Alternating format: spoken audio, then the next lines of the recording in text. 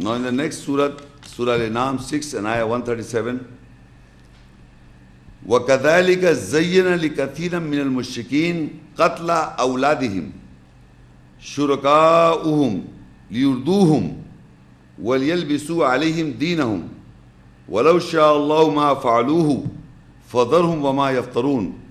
And likewise for many mushriks, associates who associate with Allah, their associators have made alluring the killing of the children and destroy them and to clothe their judgment on them. And if Allah had willed, they would have not done it. So leave them and whatever they are inventing. Now, similarly, likewise, for many of the mushriks, who are the mushriks? Associators who associates anything with Allah. In other words, they believe in Allah's ayahs, what Allah says, and also they believe their philosophies or somebody else's philosophy. You are associating with Allah with somebody else's philosophy. That is a mushrik.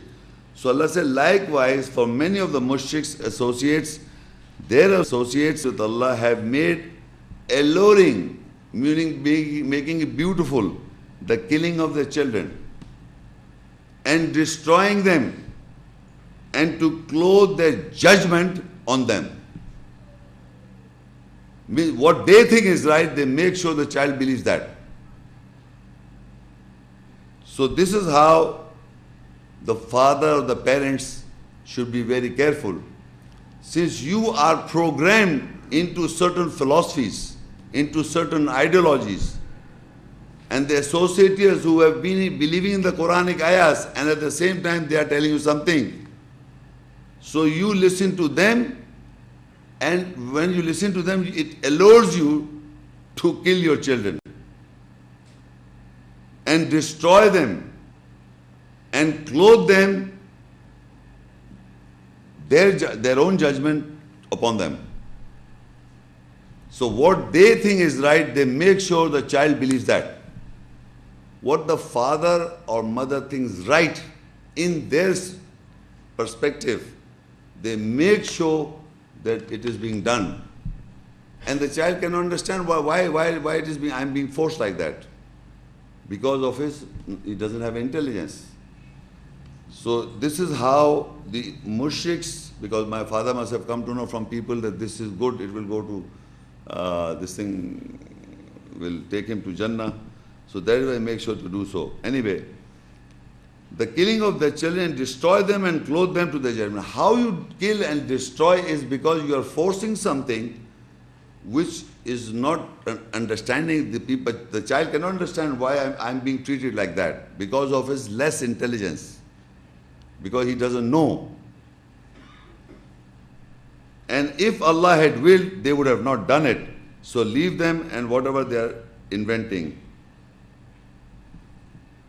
You see, even if you want to educate the Quran, remember this, I want to make a point, even if you want to educate the Quranic ayahs to your children and teach them the moral ethics and the morality of the ayahs, the do's and the don'ts, remember one thing. You see, every human being has to go through the process as Allah has ordained. Except for Jesus being a born prophet, no man every man has to go to the wrong track first. Even if you teach him the right, correct thing to the child with your best possible way, the moral consciousness of the Quranic ayats, he will not believe in practice. The reason is that he is going through a process of age. You can't accept a 14-year or 13-year-old kid to be morally conscious like you. You have gone through all the wrongs you have done. The guilt should be there. How the moral, whenever you do mistakes, anybody, I'm talking about adults, when we come to realization that we have done mistakes and we are accountable for that, it's a turning point that has to come from Allah. So you can't teach the children what is right and wrong, and even if they know this is right and wrong, they will do wrong. If they know also It's a human, it's there, built in. You can't expect a child to know from the very child, this is right, this is wrong. He will repeat it to you, this is right and wrong. But he in the life, he will lie to you and will doing wrong. That's the situation.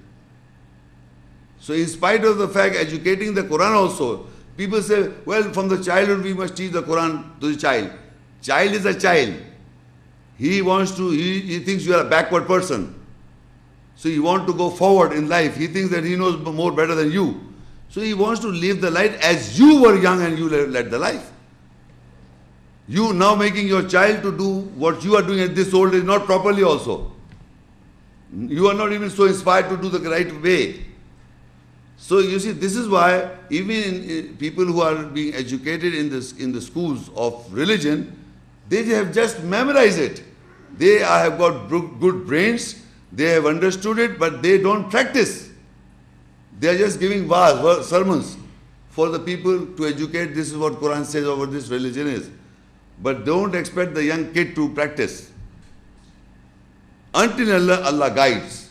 Guidance is something else and knowledge is something else. I know something, but I am not guided towards it. So children can know in a young age this is right and wrong. But maybe what age he may take the guidance. Guidance is totally a different thing. When you guide yourself, then you make sure that you follow.